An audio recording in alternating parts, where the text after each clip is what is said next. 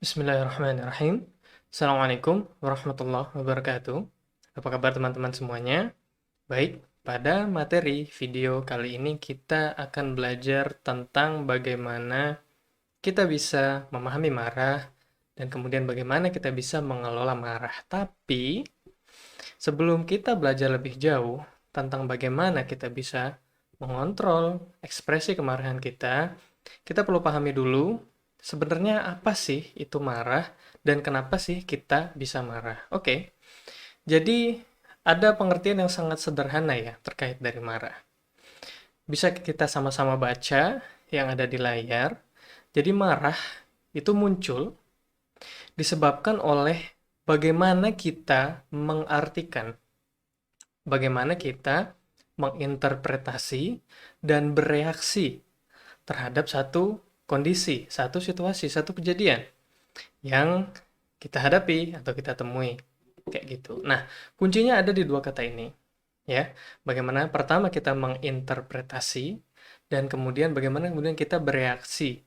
Inilah yang kemudian memunculkan perasaan marah sehingga kemudian kita mengekspresikannya gitu. Nah, jadi situasi-situasi seperti apa sih ya? Kalau tadi kita udah tahu bahwa perasaan marah itu muncul karena dari cara kita mengartikan sebuah situasi yang kita hadapi. Nah, biasanya situasi seperti apa yang memunculkan rasa marah?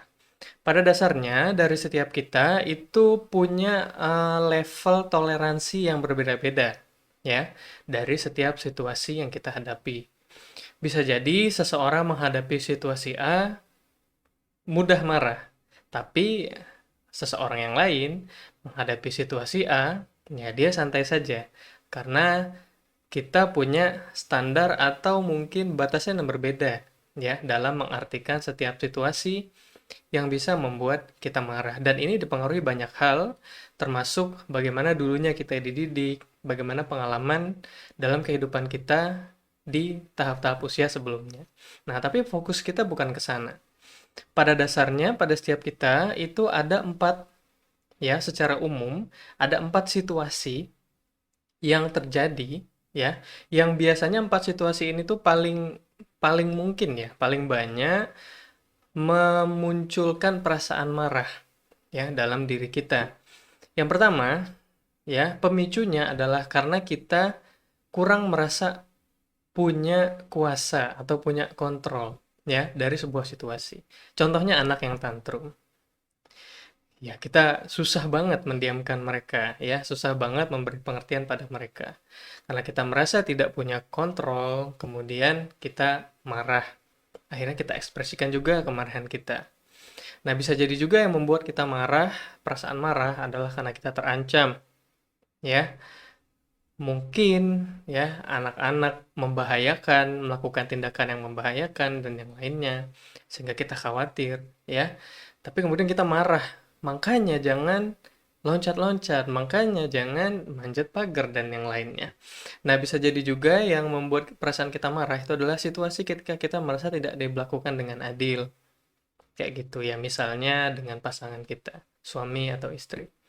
Atau juga situasi keempat yang paling umum membuat rasa marah adalah ketika kita merasa kurang dihargai, kurang diperhatiin, ya. Atau ketika kepemilikan kita, ya benda-benda gitu ya, itu kemudian tidak dihargai oleh orang lain gitu. Wah, kok sepatuku dilempar sembarangan aja seperti itu, misalnya. Padahal ini sepatu yang bagus, yang baru saja kucuci, sehingga kemudian kita marah. Pada umumnya seperti itu. Nah, paling banyak ya yang terjadi pada orang tua dengan anak-anaknya biasanya adalah situasi pertama dan situasi keempat, ya. Kita merasa tidak punya kontrol atas perilaku kenakalan anak-anak yang mungkin memusingkan kita, atau mungkin kita merasa kurang dibantu, kurang dihargai, kurang disupport oleh misalnya pasangan, oleh suami atau istri dalam mendidik anak-anak, sehingga mudah memunculkan perasaan marah, gitu. Nah, kita pahami dulu di sini. Situasi-situasi yang memunculkan perasaan marah. Nah, ini beda, ya. Perasaan marah dengan ekspresi marah itu beda.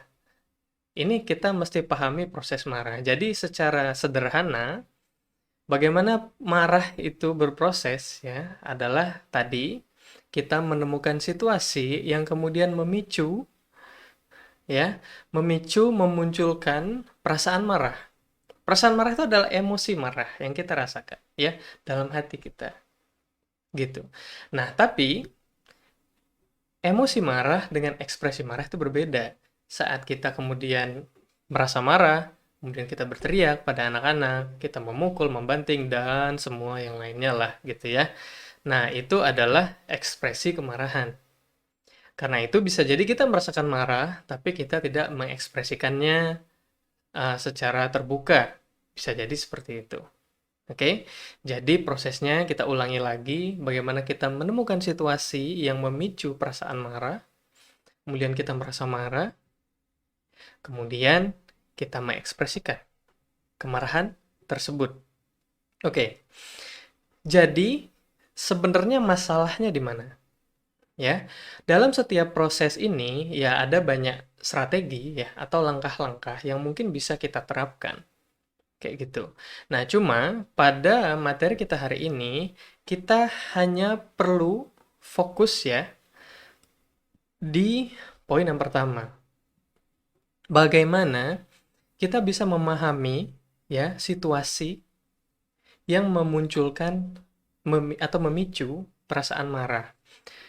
Banyak teman-teman yang udah ngasih pendapat di kuesioner ya. Bagaimana cara mengatasi marah? Dengan berwudu, duduk, misalnya kayak gitu. Dengan berdiam diri, menghindar, menangis, atau yang lainnya. Nah, perlu teman-teman tahu, semua strategi-strategi tadi itu fokusnya ada di mengelola atau mengontrol ekspresi marahnya. Kayak gitu. Strategi-strategi yang mungkin sering teman-teman lakukan atau terapkan itu ada pada di bagian yang ketiga. Bagaimana kita bisa mengelola ekspresi marah. Nah, itulah kenapa kalau kita terlalu terfokus pada strategi ini, ya, tanpa kita kembali ke dasarnya, memahami yang paling akarnya, biasanya ya kita akan mudah marah lagi gitu dengan penyebab situasi yang sama. Ya, dan mungkin teman-teman ngerasain ini. Mungkin suatu waktu situasi A ya bisa kita kontrol ekspresi kemarahannya kayak gitu. Tapi di waktu yang lain penyebab yang sama, situasi yang sama ya memunculkan ekspresi marah. Kenapa? Karena kita belum menyelesaikan masalah yang paling mendasarnya, yaitu bagaimana kita bisa memahami situasi atau pemicu-pemicu kemarahan. Kayak gitu. Nah, disinilah fokus materi kita pada hari ini. Ya, sekarang kita lanjut. Jadi, kalau kita kembali lagi ke pengertian marah tadi, fokus kita adalah pada bagaimana kita menginterpretasi. Bagaimana kita bisa mengartikan situasi-situasi yang menjadi pemicu kemarahan. Mudah-mudahan sampai di sini bisa diikuti dengan baik, ya, bisa dipahami dengan baik. Kita akan fokus pada bagaimana langkah ya memahami atau mengartikan dengan tepat, gitu.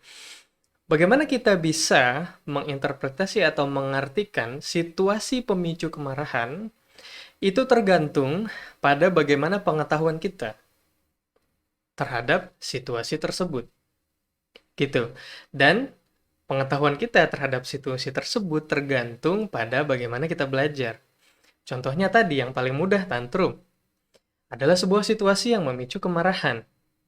Ya. Bagaimana kita merespon perilaku tantrum anak? Bagaimana kita bisa mengontrol ekspresi kemarahan kita? Tergantung pada bagaimana kita memahami permasalahan tantrum pada anak-anak kita. Dan bagaimana kita memahami permasalahan tantrum pada anak-anak kita tergantung pada bagaimana kita belajar. Nah, jadi urutannya seperti itu. Saya ngajak teman-teman untuk kita bisa menemukan akarnya, ya, menemukan inti dari permasalahannya yang paling mendasar, sehingga jika kita bisa memperbaiki yang paling mendasar, maka insya Allah ke atas-atasnya atau setelah-setelahnya, ya itu akan dengan otomatis juga berubah, ya menjadi lebih baik sesuai yang kita harapkan. Oke, sekarang kita lanjut. Sedikit saya masuk tentang ini, ya. Jadi dalam otak kita itu ada yang namanya sistem pengaktifan retikuler, ya, atau SPR gitu. Nah, teman-teman bisa sama-sama baca pengertian ya dan fungsi dari SPR. Jadi SPR itu adalah kumpulan serat saraf ya di dalam otak kita yang fungsinya itu mengatur ya berbagai macam aktivitas kita, khususnya yang tidak kita sadari. Jadi SPR itu mengatur tidur, bangun, bernafas, detak jantung, ya, termasuk juga bisa memotivasi perilaku kita. Nah, ini yang akan kita pelajari. SPR juga memegang urusan tentang seksual, selera makan, ya, metabolisme.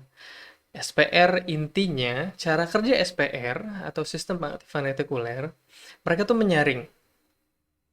Menyaring informasi-informasi yang penting, ya, mana yang harus menjadi perhatian kita dan mana yang tidak harus menjadi perhatian kita atau bisa dilakukan secara otomatis gitu ya tanpa kita sadari. Nah, gambaran sederhananya seperti ini ya. Bagaimana SPR itu bekerja menyaring informasi yang penting-penting dan kemudian mempengaruhi perilaku kita. Oke, mungkin sebagian dari kita punya pengalaman dengan anak-anak yang mungkin mudah marah-marah kayak gitu ya. Anak-anak yang mungkin mudah rewel ya dan yang lainnya karena hal-hal yang kecil. Nah, pemahaman ini itu sudah sangat kuat ya, sudah sangat kita ingat dengan baik kayak gitu. Nah, sehingga kemudian memunculkan yang namanya mungkin ya prasangka gitu. Nah, ketika kita memiliki pemahaman ini bahwa misalnya kalau anak kita mungkin mungkin ya contohnya diganggu sedikit nangis gitu misalnya atau ditinggalin sedikit nangis misalnya seperti itu. Nah, maka SPR kita akan bekerja ya berdasarkan pemahaman tersebut. Kita akan mudah merespon perilaku-perilaku anak yang menyebalkan tadi ya. Jadi mungkin kita sebagai orang tua pernah ya berpikir seperti ini gitu ya. Nah, ini nanti pasti dia nangis gitu ya. Nah, ini nanti pasti dia rewel gitu. Nah, ini nanti pasti dia nyebelin dan yang lainnya kayak gitu. Nah, itulah SPR bekerja menyaring. Karena kita sudah sangat kuat ya memiliki pemahaman bahwa anak kita itu mudah rewel, anak kita tuh nyebelin misalnya gitu ya, mudah marah-marah dan ngerepotin, maka setiap sedikit hal yang mungkin mereka lakukan ya, kita langsung meresponnya dengan berpikir seperti tadi, ah ini udah pasti nyebelin. Ah ini berisik banget sih. Ah nyusahin dan yang lainnya. Nah, itu. Nah, itu yang terjadi ya kalau kita memberikan informasi yang salah pada sistem pengaktifan retikuler kita. Kalau kita menanamkan pemahaman yang salah, kalau kita memahamkan pengetahuan yang salah, saat kita menguatkan pemahaman yang negatif, ya, maka SPR kita itu bekerja, otak kita ya, melalui sistem pengaktifan retikuler, itu bekerja ya, merespon dengan sangat sangat cepat informasi negatif tadi. Contohnya seperti yang tadi. Ya, karena kita sangat kuat meyakini bahwa anak kita itu nyebelin dan susah diatur, maka kita sangat cepat merespon perilaku-perilaku tersebut. Yang kemudian kembali ya, itu kemudian menjadikan situasi yang menyebabkan atau memicu perasaan marah. Kayak gitu. Nah, tapi kalau kita menguatkan pemahaman yang positif atau yang baik ya kepada SPR kita, nah, maka kita juga akan mudah merespon perilaku-perilaku positif ya yang dilakukan anak-anak kita. Kayak gitu. Misalnya kita kemudian melatih ya meyakini memahamkan ya pada SPR kita ya memberikan informasi kepada SPR kita bahwa Misalnya anak-anak saya yang rewel itu mungkin karena dia butuh ya perhatian tertentu, atau mungkin karena dia ngantuk, atau mungkin karena dia dan yang lainnya. Intinya kita melatih SPR kita bahwa anak-anak yang rewel atau marah itu karena mereka punya kebutuhan tertentu. Kita melatih pemahaman ini, gitu. Nah, sehingga saat itu terjadi, saat anak-anak kita rewel, SPR kita juga bekerja ya berdasarkan pemahaman kita tadi. Secara otomatis, tanpa kita sadari, ya. Di awal-awal mungkin kita akan banyak memaksa, ya, melatih.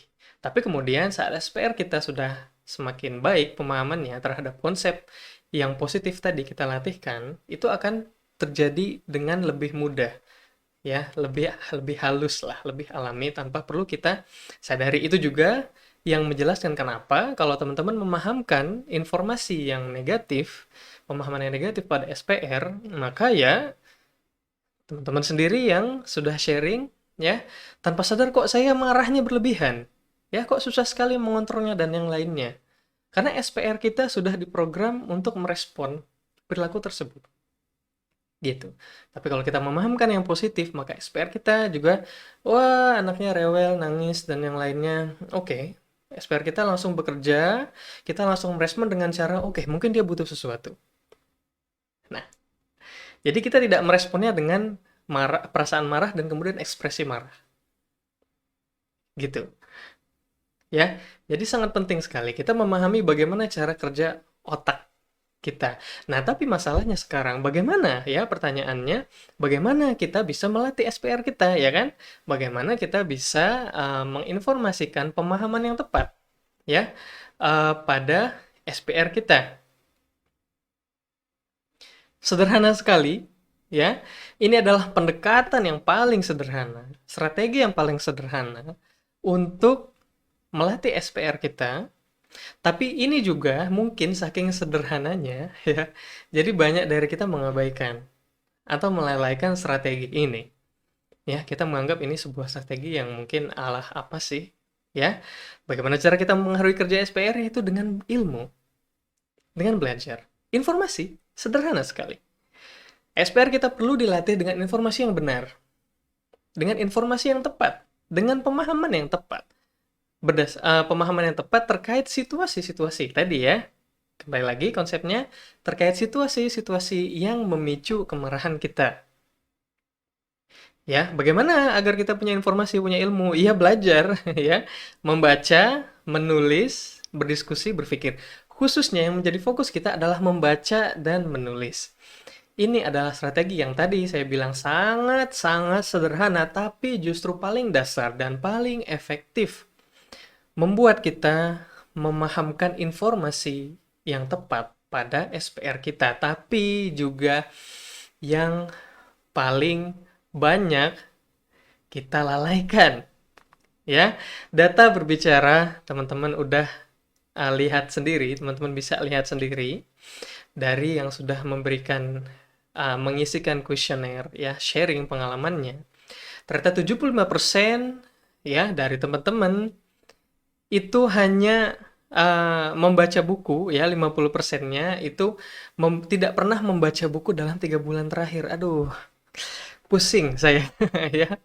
Ini kemudian 25%-nya ya hanya membaca buku sekali setiap bulan. Membaca buku untuk diri sendiri ya, bukan membacakan buku untuk anak-anak. Oke, data sudah berbicara. Jadi, bagaimana kita bisa menguasai situasi yang memicu kemarahan? Jelas kita susah menguasainya karena kita tidak punya informasi, tidak punya pemahaman yang cukup. SPR kita tidak punya pemahaman yang cukup untuk merespon situasi-situasi yang memicu kemarahan ya dengan respon yang lebih baik yang kita harapkan. Sangat simpel. Ya, ini permasalahan yang sangat mendasar. Gitu. 75% kurang sekali membaca. Artinya, 75% dari kita belum memahami ya pengetahuan yang tepat untuk menguasai situasi yang memicu kemarahan. Oke. Bagaimana dengan data yang lainnya? Ya. Ternyata Bisa teman-teman lihat di layar, 54, sekitar 54% ya dari teman-teman kurang menulis, kurang biasa mencatat, kurang biasa menulis. Khususnya dari ilmu-ilmu atau materi-materi yang sedang kita pelajari. Ngikut Kulwap ya udah baca aja, ikut rame-rame, nggak ada poin-poin penting yang dicatat. Kenapa mencatat atau menulis itu penting? Sederhana. Menulis itu adalah cara kita menyimpan informasi dengan lebih baik dibandingkan hanya dengan membaca atau mendengar. Jelas kita perlu membaca dan kemudian kita perlu mendengar, seperti teman-teman nonton video pada saat ini. Tapi dengan menulis, membaca dan mendengar, menulis itu membuat efeknya jauh lebih besar lagi. Membuat kemampuan kita mengingat yang kita pelajari jauh lebih besar lagi. Teman-teman nggak perlu nyatet, nggak perlu nyatet textbook gitu ya, kayak mungkin yang dulu sering kita lakukan di masa sekolah.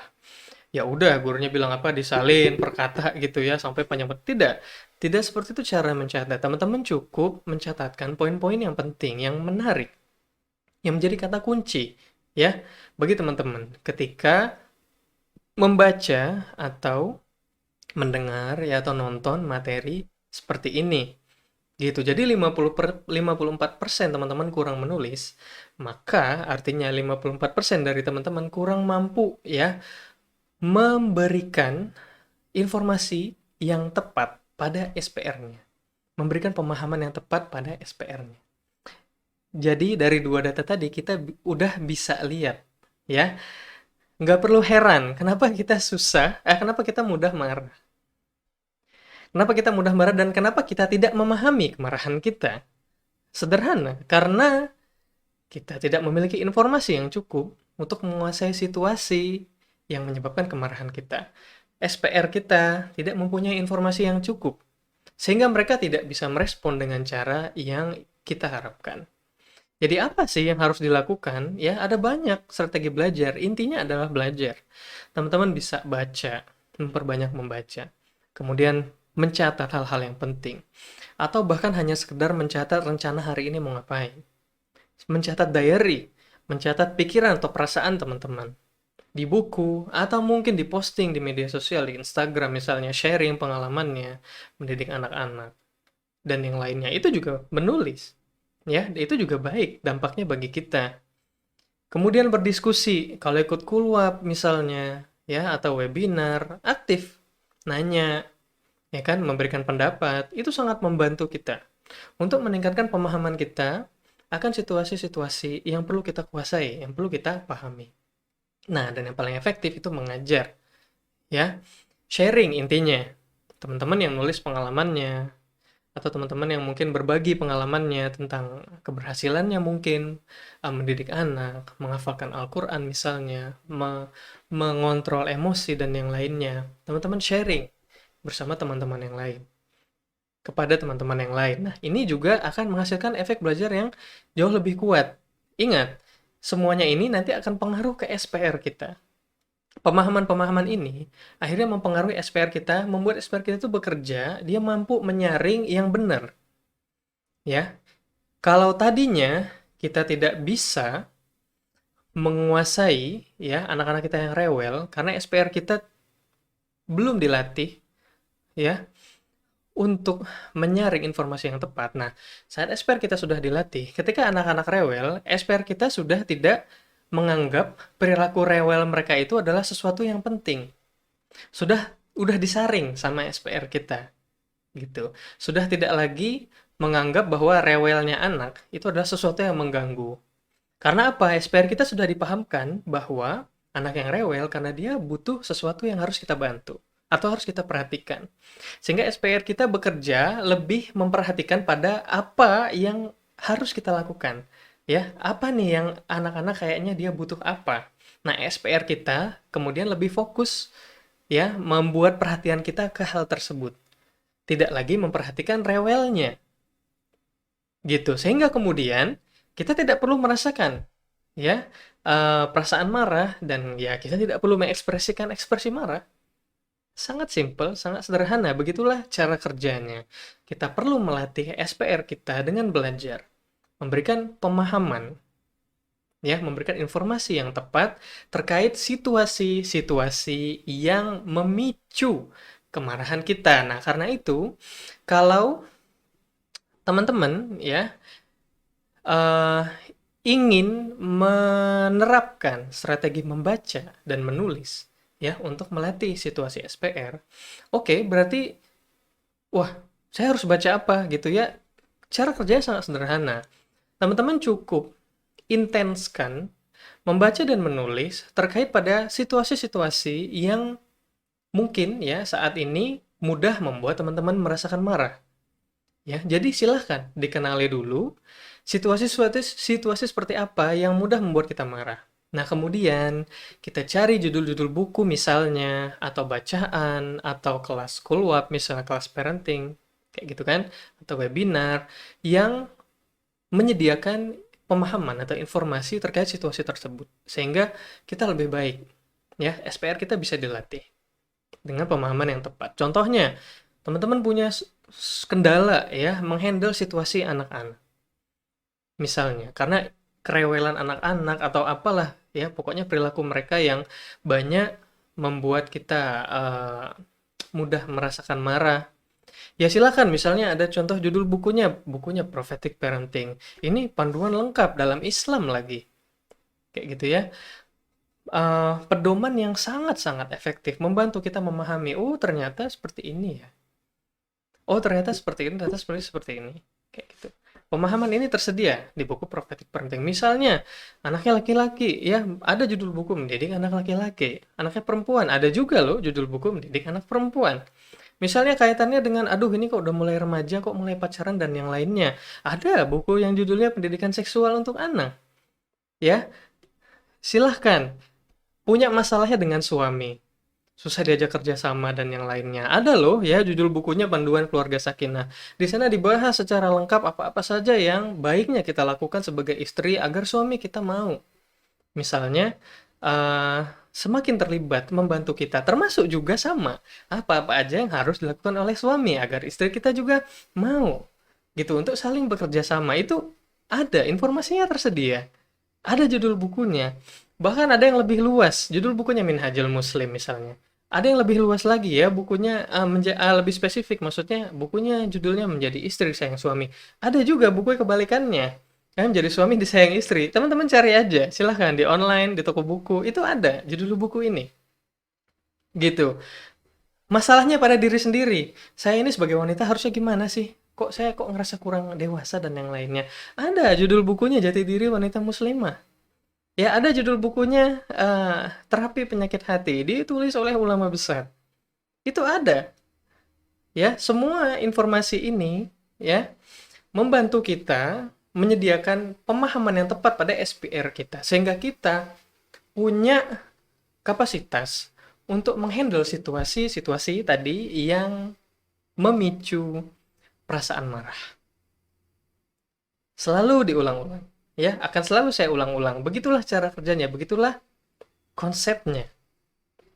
Gitu. Nah, ada banyak judul buku, saya rasa hampir semua permasalahan teman-teman terkait parenting mungkin yang dirasakan saat ini itu sudah ada ya, buku yang menyediakan pengetahuan tentang hal itu. Yang bisa membantu kita memahami situasi tersebut dengan lebih baik. Sudah ada. Teman-teman silahkan eksplorasi. Ya, 75% tidak pernah baca buku dalam 3 bulan terakhir, maka nggak usah heran kalau kita tidak tahu judul buku tersebut. Sekarang waktunya bagi teman-teman untuk eksplorasi judul buku tersebut, silahkan. Dibeli. Harga buku 50.000, 70.000, 100.000 itu nggak ada artinya dengan manfaat besar yang teman-teman rasakan untuk tidak hanya pada saat ini, tapi di kehidupan yang selanjutnya, di usia-usia yang selanjutnya. Buku 100.000 sekali beli, tapi pengetahuannya akan mengubah teman-teman untuk berpuluh-puluh tahun ke depan. 100.000 nggak ada harganya untuk keuntungan itu. Jadi teman-teman harus pahami, gitu ya. Buku bukan hanya sekedar buku. Bukan hanya kertas. Kertas itu hanya medianya saja. Ilmunya yang kita butuhkan. Ini sangat penting. Aduh, repot baca buku, saya sibuk dan yang lainnya. Silahkan. Silahkan teman-teman pilih. Dalam mengatasi perilaku marah kita, ada dua strategi secara umum ya, kalau boleh saya klasifikasikan. Ada strategi jangka panjang dan strategi jangka pendek. Strategi jangka panjang, seperti tadi, melatih pemahaman kita dengan membaca buku. Dengan membiasakan membaca dan menulis, perubahannya mungkin lambat, karena ya ini memang proses jangka panjang. Tapi, perubahan yang akan teman-teman rasakan itu sifatnya kemungkinan besar permanen. Ya, teman-teman membaca satu buku tentang prophetic parenting pada bulan ini, pemahaman ini akan mengubah perilaku teman-teman di usia-usia yang selanjutnya. Tapi kalau teman-teman terlalu terfokus pada strategi-strategi jangka pendek, seperti yang mungkin selama ini kita lakukan, ya, duduk, berwudu, dan yang lainnya, bukan itu salah. Bukan itu tidak perlu kita lakukan. Tapi kalau teman-teman terlalu fokus pada strategi-strategi jangka pendek tanpa memperbaiki permasalahan yang mendasarnya, seperti yang tadi sudah kita jelaskan, suatu waktu teman-teman akan bisa merespon situasi A dengan tidak marah, tapi teman-teman akan terus berulang di waktu yang akan datang, ya. Situasi A akan menyebabkan respon kemarahan yang sama. Akan terus berputar-putar, meloncat-loncat di situ-situ saja. Gitu. Sifat perbaikannya hanya tambal sulam saja. Sementara, ya. Karena apa? Karena kita tidak memperbaiki permasalahan yang mendasarnya, yaitu pemahaman kita, ya, terhadap situasi yang memunculkan kemarahan. Dan itu hanya bisa dilatih, diubah dengan belajar. Itulah pentingnya ilmu dalam Islam dan bahkan menuntut ilmu menjadi kewajiban bagi kita seorang muslim. Ilmu agama, setelah itu ilmu dunia. Ya, tiada amal tanpa ilmu. Kenapa kita mudah marah? Karena kita tidak punya ilmu. Sederhananya seperti itu. Tapi di kelas ini kita sudah pelajari bagaimana sih prosesnya. Bagaimana cara kerjanya? Kenapa kok kita harus punya ilmu dulu sebelum amal? Sekarang teman-teman sudah memahami dari Islam dan dari sudut pandang sains juga, sudut pandang psikologi. Nah, jadi monggo teman-teman silahkan, pilihan ada di teman-teman semua. Apakah ingin menerapkan strategi jangka panjang dan merasakan perubahan yang permanen, manfaatnya besar untuk kita dan keluarga, atau ya udahlah, males aku baca, ya nanti-nantilah baca buku, silahkan. Semua pilihannya ada di teman-teman sekalian. Kalau gitu, terima kasih banyak udah ngikutin kelas ini. Sampai ketemu di Kulwab selanjutnya. Kalau berkenan boleh subscribe channelnya Parenting Plus untuk dapat video-video parenting dan pengembangan diri di waktu yang akan datang. Sekali lagi terima kasih. Assalamualaikum warahmatullahi wabarakatuh.